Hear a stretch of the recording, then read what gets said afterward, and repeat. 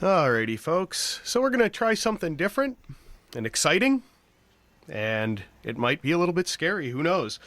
What we're going to do, since this is Triple Threat Thursday, we're going to each one of us is going to be interviewed. I have Zach here with me from Southside Weekly. Hey, Hello, Zach. folks.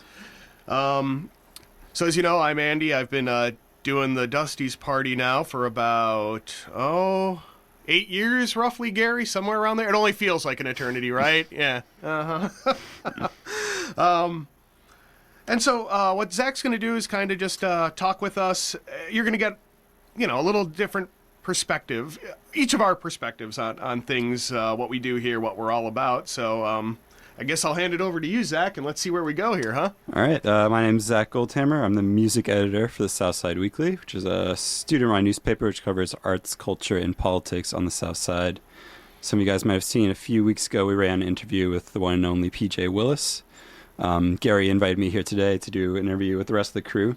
So as Andy said, we're going to be doing maybe 10-minute interviews with each member of the crew, starting right now with Andy. So I guess I'm going to kick it over to you and see, I guess just to start off, how you got involved with the crew and how you ended up here at WHPK.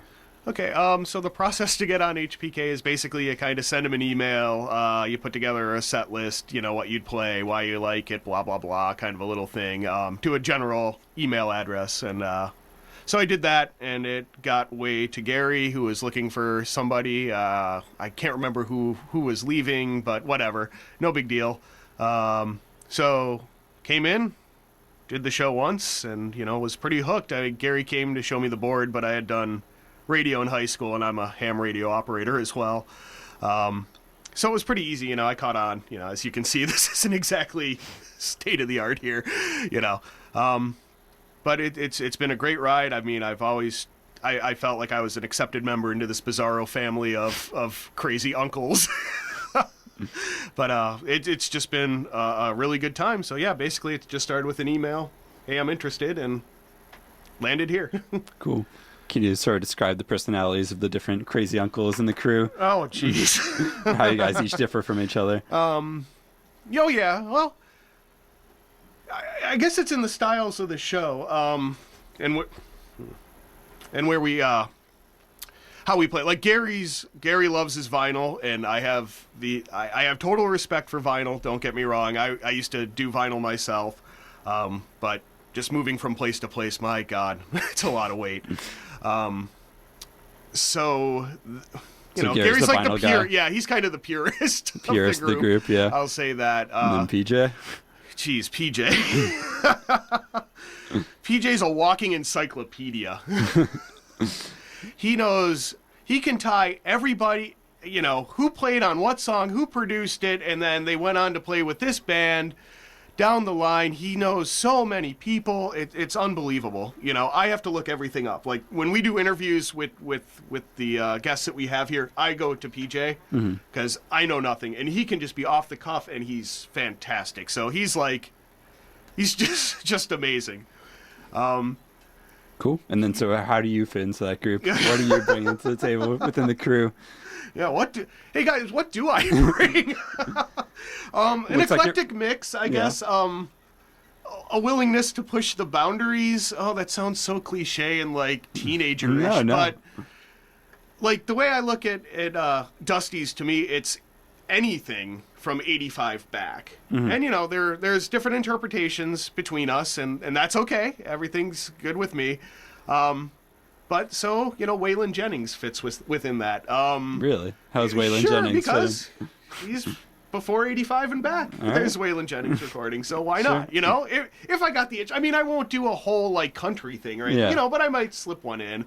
One night I played one of my favorite live Grateful Dead tracks, just, for something different, and, it fit in, and I kind of warn people, too, when I do something like that, like, hey, it's a one-time thing. If you like it, great. If you don't, you don't have to harass me. I won't do it again, kind of thing. So do you have sort of a more liberal definition of soul than maybe Gary or PJ does? Well, yeah. See, well, like I said, I take Dusty's as meaning anything from 85 back, where, there may be other boxes that they put, and which is fine, like I said. I guess a more liberal interpretation of Dusty's. Yeah, absolutely. Cool.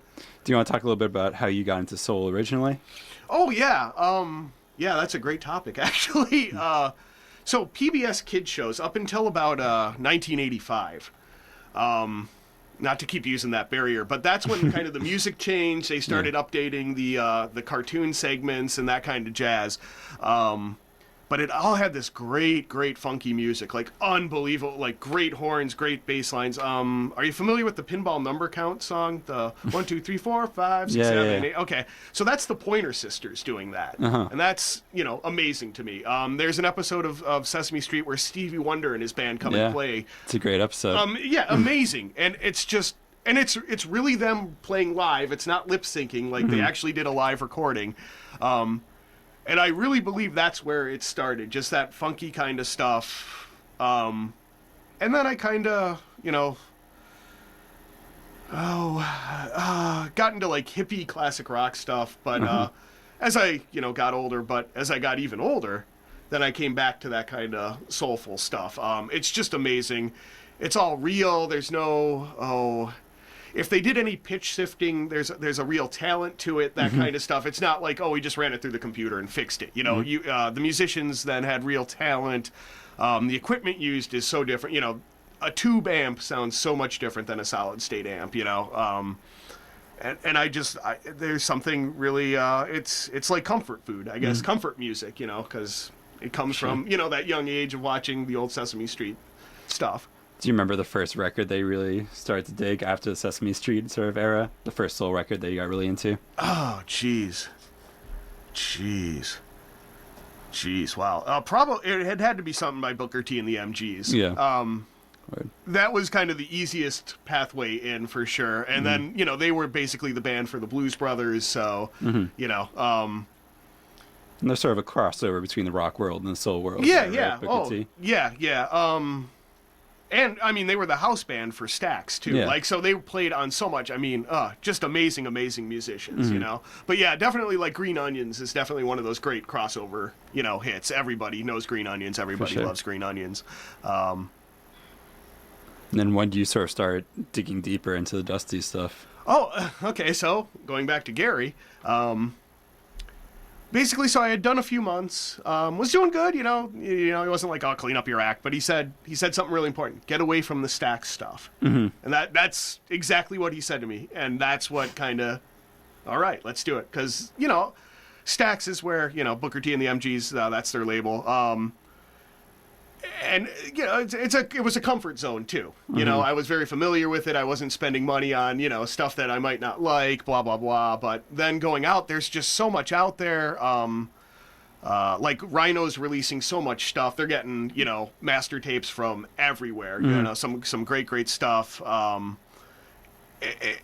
And it's really making a resurgence. Like there's a lot of stuff being released overseas too. A lot of like compilation stuff. Like real small record labels close down and they get the master tapes and they have maybe 12 funky tunes by guys you never heard of, but they're great and those get released. So I think there's everybody loves that.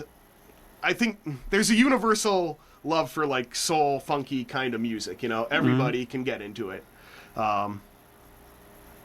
For sure. So you sort of go like hunting for more obscure records now? Do you go record digging, absolutely. Try to follow like horn players, stuff like that. See what else they did. If they're session guys, what other sessions did they play on?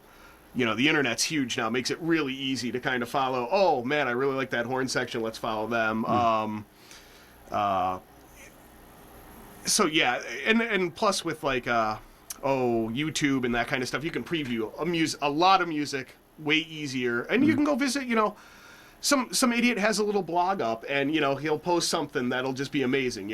And you find tunes that way. There's so many venues now. Yeah. You don't just have to go to the record store anymore to get turned on to stuff. And with radio, I always make fun of how terrible like Clear Channel kind of ruined everything, because like you don't really get variety on the radio. When you know what you're going to hear on the classic rock station. You know what you're going to hear on the smooth jazz station.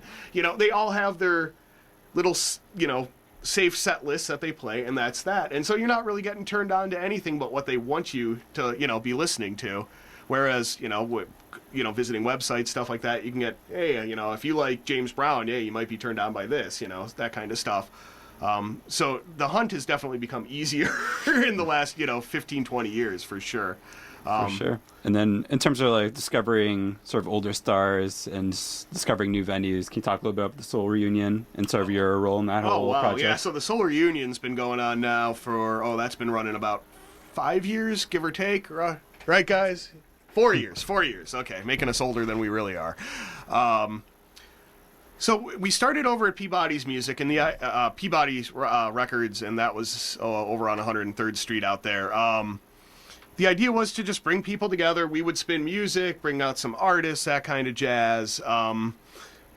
The first one I wasn't part of. It was kind of spur of the moment. It was Christmas Eve. People are busy Christmas Eve. So that one didn't fly very well. Then we started doing more and more over there. Got a better crowd. When things really took off, unfortunately, Peabody's Records, they had to close up the shop. But Hyde Park Records here in Hyde Park kind of offered us a home, and it really took off there. It's just amazing. You can on our Facebook page, we've got YouTube videos. You can kind of see how big these things have gotten throughout the years if you watch them in order. It's just amazing. We have artists show up at these things. We're spinning records. We got CD giveaways. And when we have these artists visit, it's not just the cheesy handshake, and move on. You can actually talk with the artists if you want. You can ask them about technique. Oh, what microphone did you use on this? Have real deep technical conversations if you want. And so what I've been doing is I'm kind of the tech guy. Well, I DJ as well, during a set, but, make sure we get the in-house music system running. I try to bring a camera every time just because, as we always say, you never know who's going to show up to these things, so we love to document who's there, just to prove that we're not blowing smoke on the radio. And it's just been an amazing ride. Who's your favorite guest this past time? Oh, geez. Syl Johnson's definitely just the most surprising to me. Awesome, happy. We have Ruby Andrews, Holly Lee Maxwell's been there. Just countless. I wish I had a list in front of me so I didn't, miss anybody. Yeah. But yeah, when Syl Johnson came and talked, and he is,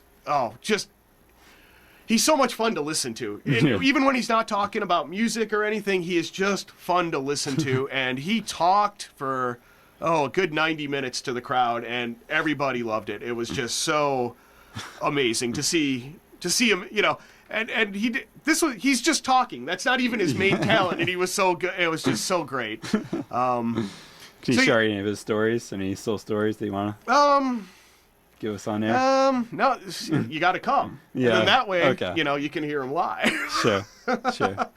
But yeah, and speaking of which, we do have one coming up.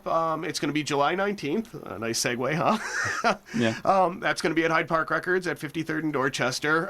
Free food, CD giveaways. You never know who's going to show up to these things. So those of you listening, show up. Zach, of course, always welcome. Doors always open. And these things are only going to get better. The bar's been set so high, it's a little scary now at this point. But I'm sure the July one's going to be just as great as our spring one was. Cool. And that's kind of the fun thing is, I never know what to expect with this crew. Who would have thought, 8 years ago when I signed up for this, we'd be doing this massive, quarterly event where we have, soul, icons of the soul industry, coming and seeing us. It just blows my mind that it's happening.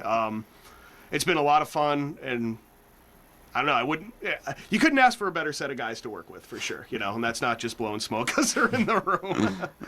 That's great, man. Yeah. All right. Should we kick it back to music now? Yeah, let's get back to the tunes. Absolutely. And thank you for swinging by. And that's once again, you're with the Southside Weekly. And how often does that come out? Every week during the school year. Oh, yeah. Clever. It's not just a clever name. Huh? Yeah. Gotcha. All right, man. Well, thanks for stopping by. And you'll be interviewing Gary during the 10 o'clock hour. So stay tuned for that. And let's get back to the music.